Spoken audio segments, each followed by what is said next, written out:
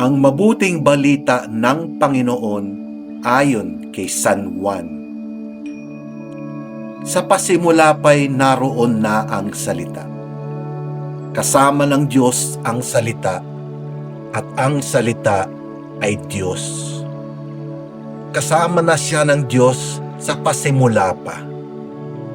Sa pamamagitan niya nilikha ang lahat ng bagay, at walang anumang nalikha nang hindi sa pamamagitan niya. Mula sa kanya ang buhay, at ang buhay ay siyang ilaw ng sangkatauhan. Nagliliwanag sa kadiliman ang ilaw, at hindi ito kailanman nagapi ng kadiliman. Ang tunay na ilaw na tumatanglaw sa lahat ng tao ay dumarating sa sanlibutan. Naging tao ang salita at siya'y nanirahan sa piling natin. Nakita namin ang kanyang kapangyarihan at kadakilaan, puspos ng pag-ibig at katapatan. Tinanggap niya mula sa Ama ang kapangyarihan at kadakilaang ito bilang bugtong na anak. Ang mabuting balita ng Panginoon. Pinupuri ka namin, Panginoong Hesukristo.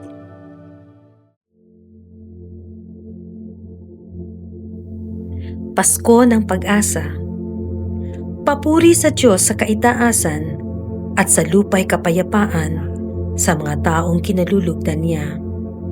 Sa katahimikan ng gabi, nagpuri ang mga anghel sa pagsilang ni Hesukristo.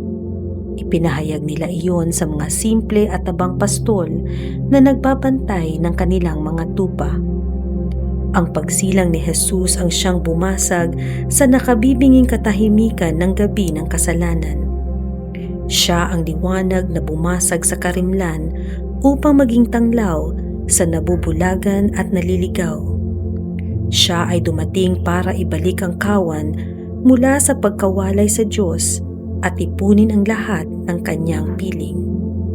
Siya ay dumating para sa mga aba at maliliit, sa mga nasa laylayan at mga kinalimutan upang hindi na maging ulila kailanman.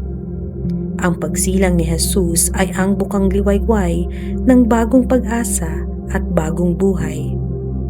Sa ating buhay, isilang nawa si Jesus sa ating mga puso tuwing tayo ay sasamba sa Kanya sa Eukaristiya.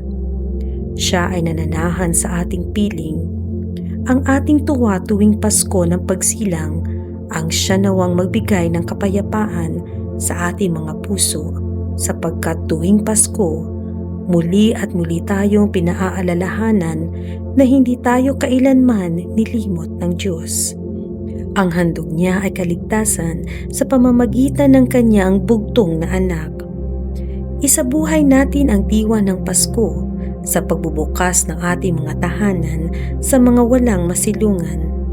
Anyayahan natin silang makisalo sa ating hapag at ipadama sa kanila ang ligayang dulot ni Jesus. Maging daluyan nawa tayo ng kabutihan at pag-asa para sa ating kapwa. Maligayang Pasko, mga kasimbahay!